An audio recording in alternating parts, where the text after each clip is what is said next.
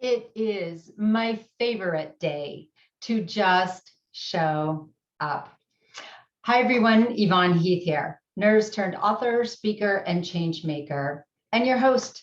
Welcome to Navigating Grief with Heart and Humor, where we talk about, plan, and prepare for grief, transitions, end of life, all the messiness of life before it arrives.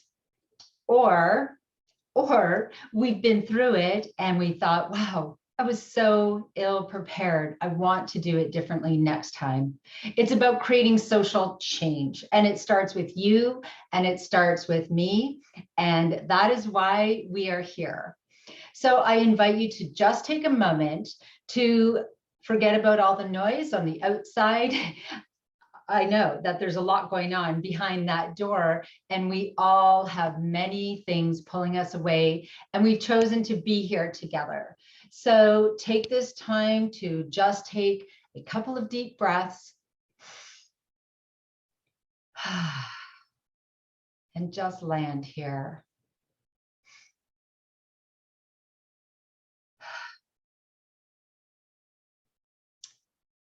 Take this time for you. Set your intention. What do you need to hear today?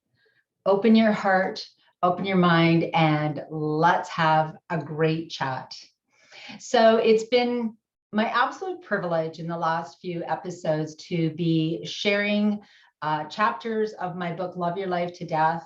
I reread my book every single year because, as I always share, I'm committed to ongoing learning and reviewing. And, you know, when I wrote my book in 2015, I was in a very different place than I am now. And so different stories resonate in a different way, and they impact me. And all of the incredible wisdom that I was privy, the stories that I was able to share truly just resonate, and I learn something new every single time. If we want to do this differently, this thing we call life that we're navigating together, and grief, which is a part of it, and you know, the end of our journey is death, and we don't all die of old age. We don't always get a warning, and no matter how long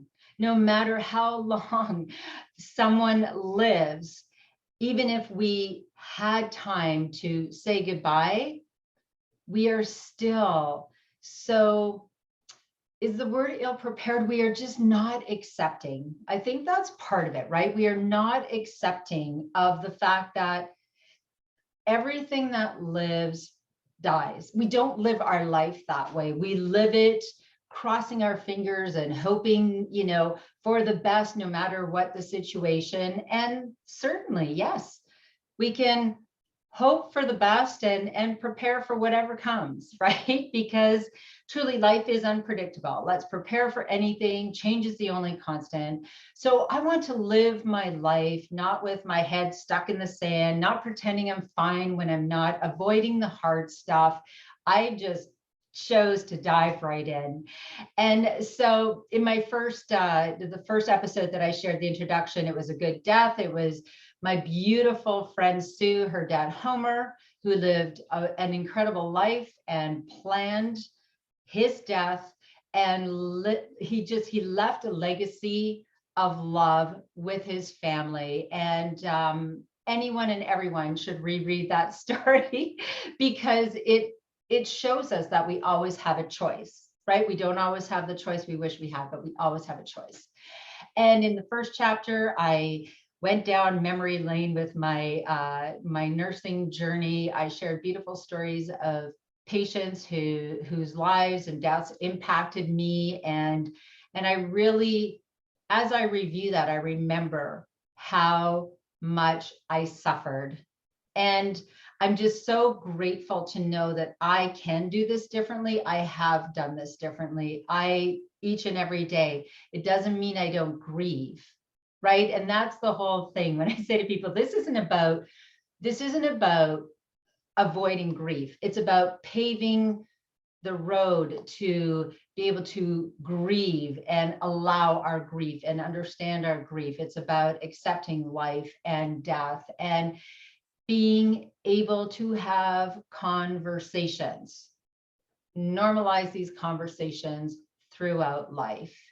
And so again, elephant in the room, chapter 2, I just, when I shared a bit of my nursing journey, and then I just thought, what do we really need to talk about first? What is the most important thing?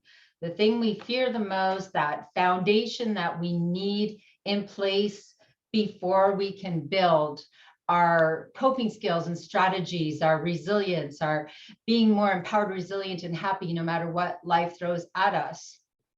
The big one. Why have we become so scared to death of death? So let's explore that in chapter 2. And obviously, I need my glasses, otherwise I can't see. And yes, that's what I entitled chapter 2. You see, this book is it's like all wrinkly and stuff. It's been in the tub, it's been camping, it's been everywhere, and that's okay. I love this. So that is the title. Why have we become so scared to death of death? And I'll just read a little of the beginning and then we'll just chat. We have been unknowingly led down the path to death phobia. It's not our fault. No one wants to think about grief, death, or dying until we have no other choice. Sometimes we prefer to live in our bubble of denial until it bursts. Then we can no longer hide. Unfortunately, not having a good understanding and acceptance of the life cycle before death arrives leaves us aimlessly trying to navigate through excessive suffering. If we take the time now, before we are faced with tough decisions and our emotions get in the way of our logic, we will be much better prepared to move through our grief when we need to.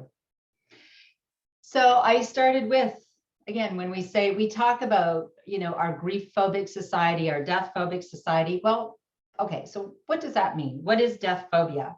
And it's interesting because I just, I went online and I just started Googling things.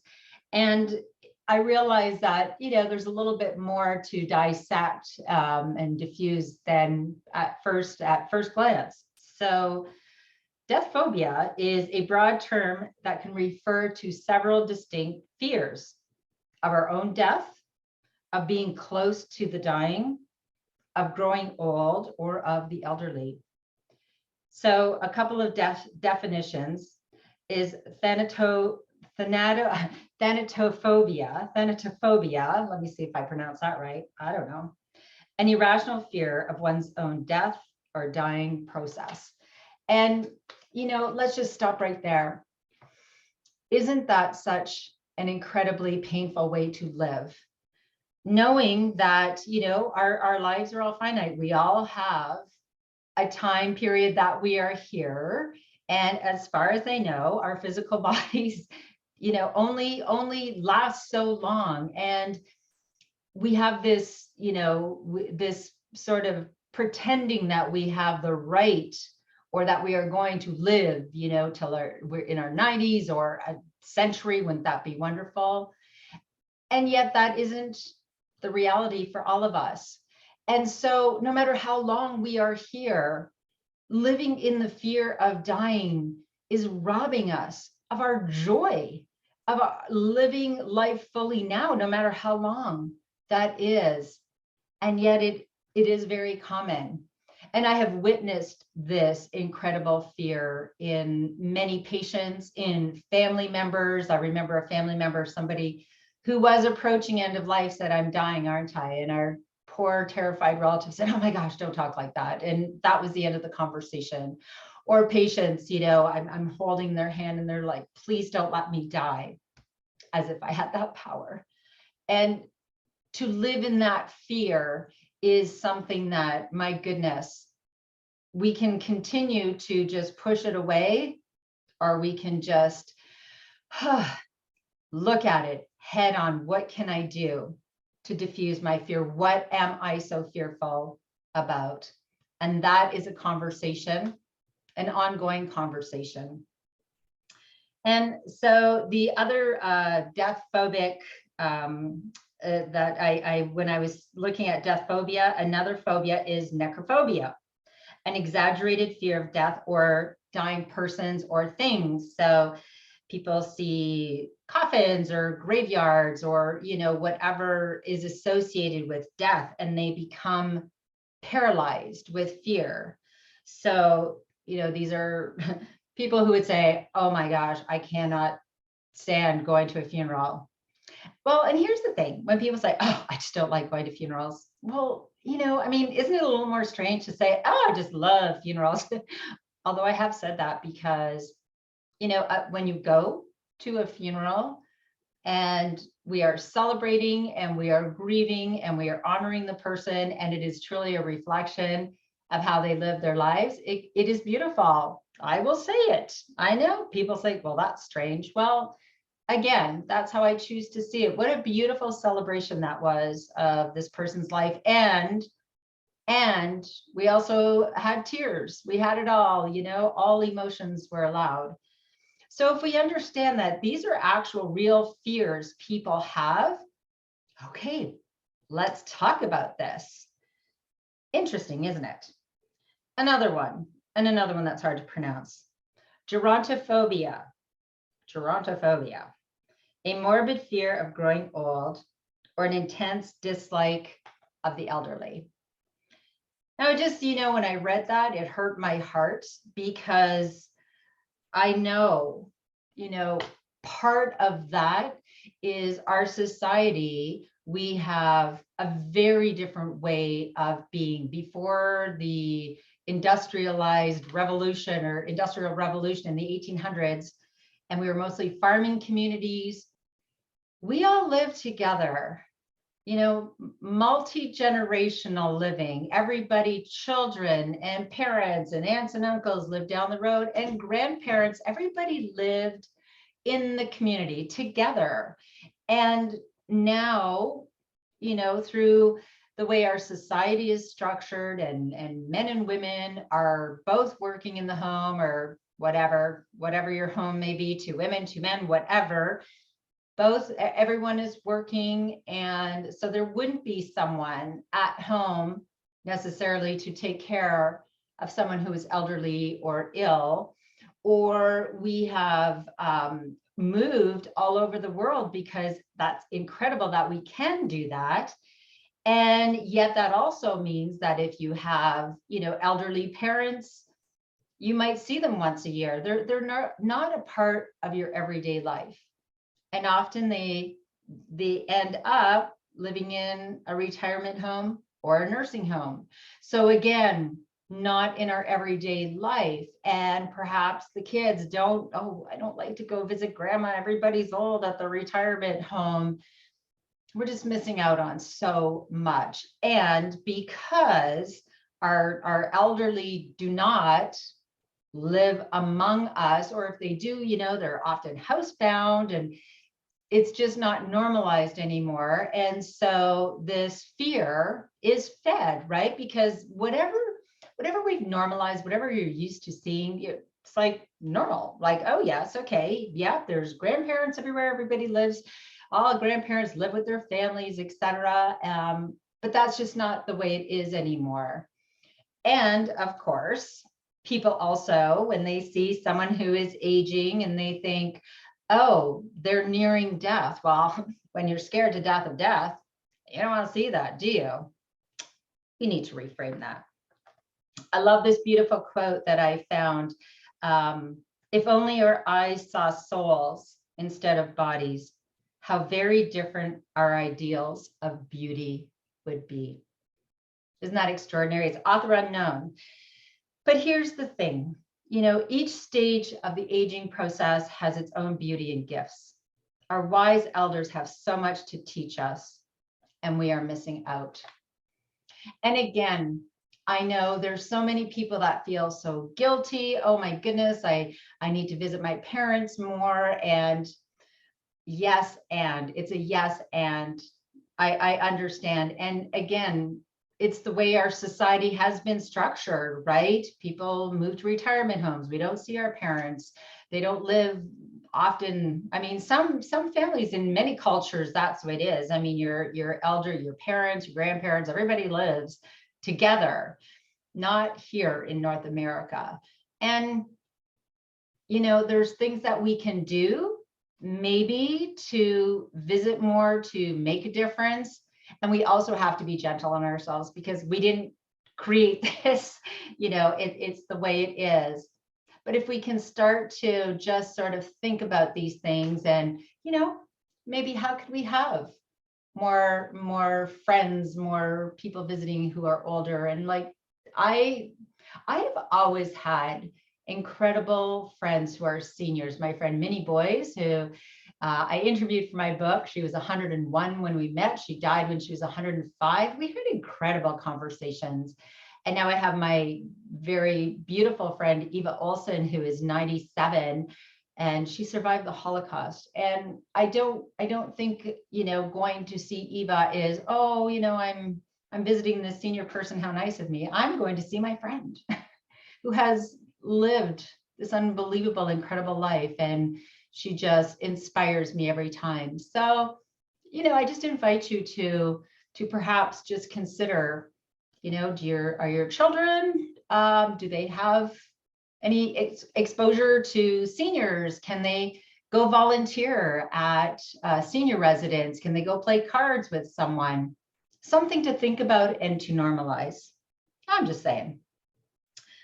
So another part of the change in our society that has really led us down to this path of death phobia is that we are farmers no longer. Because again, as I mentioned, before the Industrial Revolution, you know, people lived in communities, everyone was farming, you looked out for one another, and everyone lived within a, you know, whatever. They didn't live far. You could go visit on your horse. And people died at home. And of course, you know, children were there. They were not hidden from this. Animals became food. You know, animals dying was a part of it. And again, children were not sheltered. And so life and death was normal on the farm.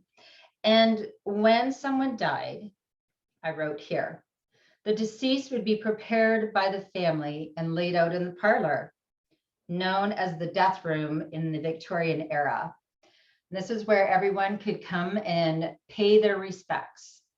And interesting because then funeral parlors came into play. So again, we sort of sourced out dying. We no longer prepared the body. The person who was deceased did not stay at home. And now there are some home funerals. It's kind of making a comeback, which I think is amazing.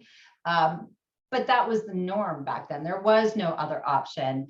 And fun fact, the front room and the living room was renamed, or in what they called the parlor, where people would be laid to rest, and people would come and pay their respects and cry and whatever they needed to do to say goodbye. It was renamed the living room to promote life.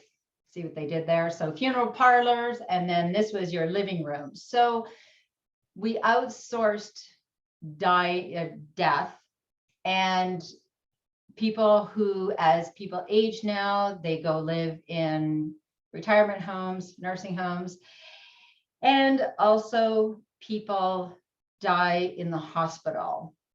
Back then, back in the day, the doctor came with his little bag and, you know, did the best he could, but there were not, I mean, medical technology these days is just, that's a whole other topic.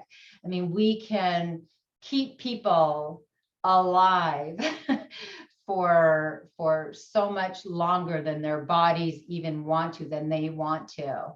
And we feel like we are giving up on them, you know, if they are not getting this other treatment, etc. And there's always another treatment to be had. Back then, it was very limited. So, you know, the doctor did everything he could, and then we just accepted, right? There's nothing more to do. Let's just love this person till the end of their life.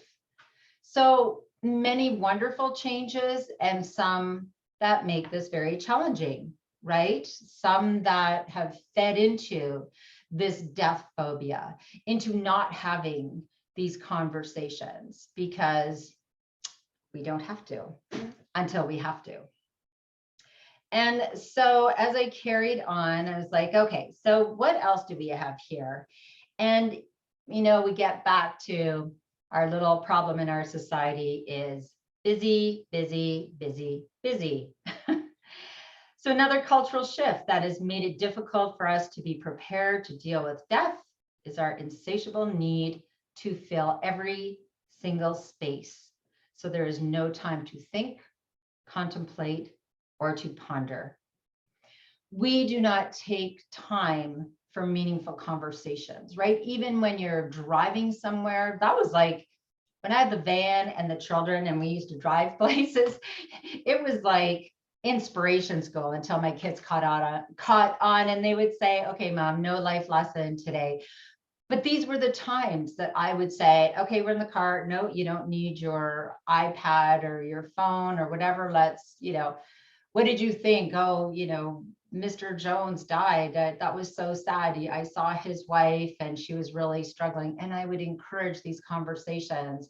Or we would see an animal when they were little. When we saw an animal that was dead on the road, there was a conversation. Now we are so busy all the time. We're filling every single moment, right? We don't make time for these conversations because we're just sort of on autopilot. And then again, because we have no preparation, and then when death arrives, often unannounced, uninvited, we haven't even thought of it ourselves, let alone have those conversations with our children or our families or anyone. And, you know, every single moment is spoken for. We don't have time for this.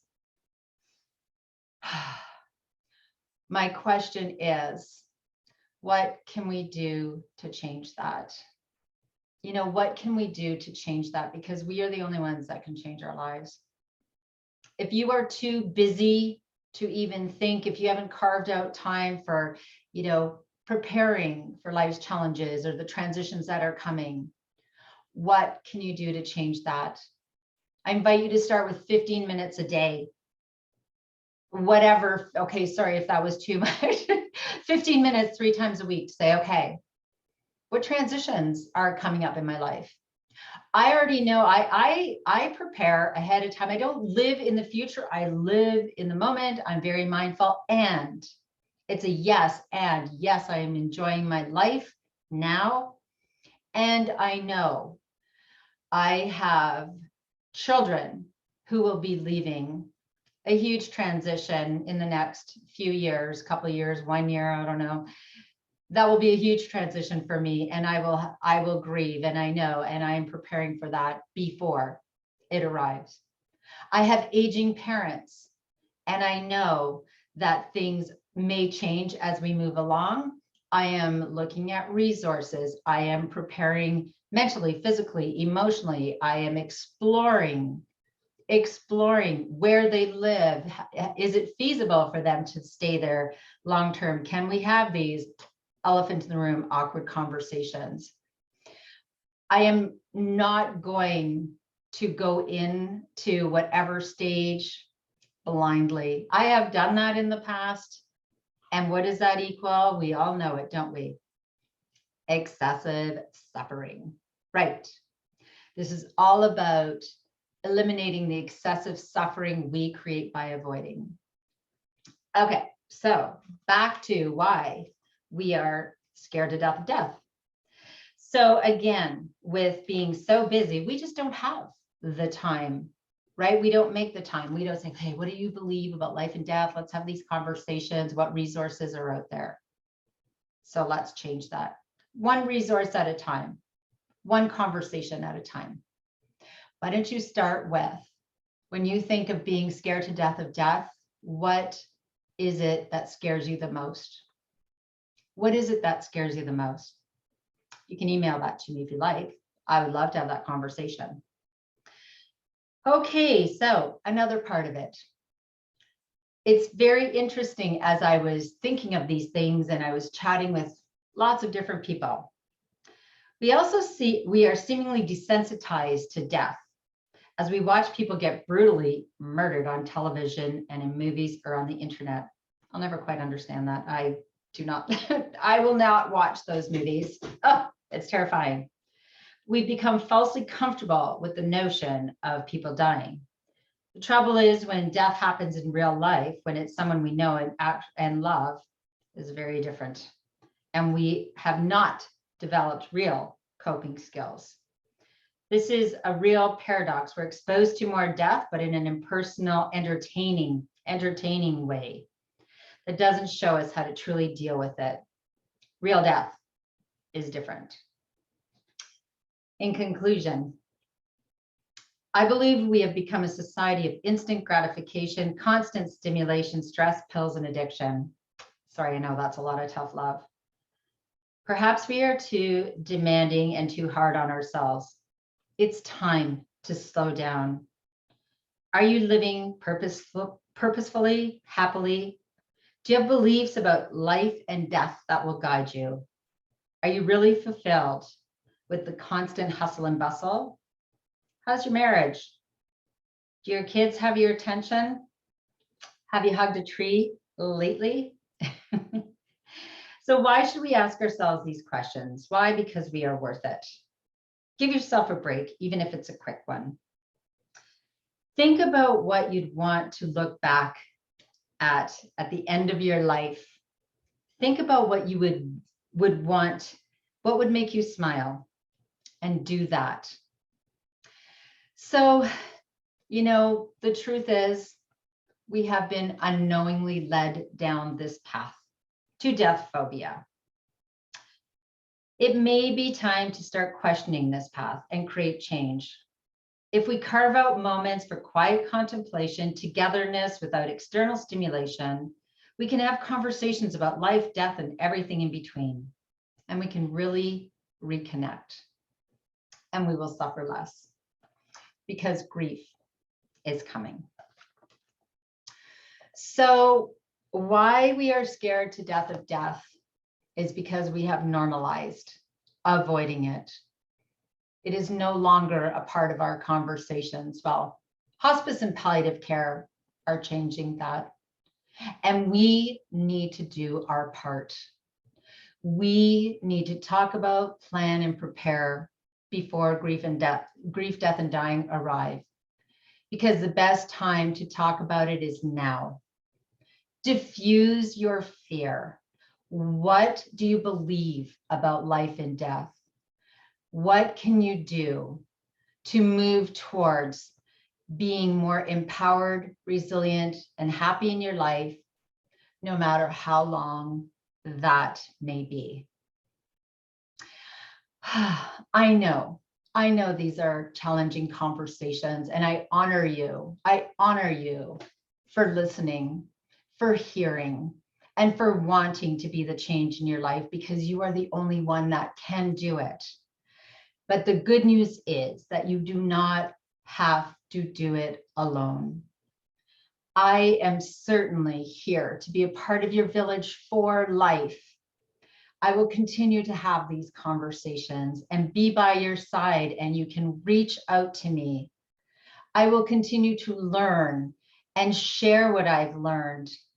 I don't have it all. I don't have all the answers, but I am seeking so many wise people who have beautiful perspectives on how we can live, grieve, and die well, and diffuse our fear so we do not have to be scared to death of death. So as always, I encourage you to go to my website, loveyourlifetodeath.com. There are many resources there, and my book, which I invite everyone to read or listen to, and of course my programs. There are many things that we can do to diffuse the fear. And the greatest thing that we can do is plan our lives, plan our deaths, and then just love our lives to death. And always bring your own tambourine to the party. Thank you so much. I hope that you have been moved to take one little step, one little step in the direction of being less scared to death of death and embracing your life now. I love you, and I will see you in the next episode. We'll continue these conversations, and remember, we're in this together. Thanks. Bye for now.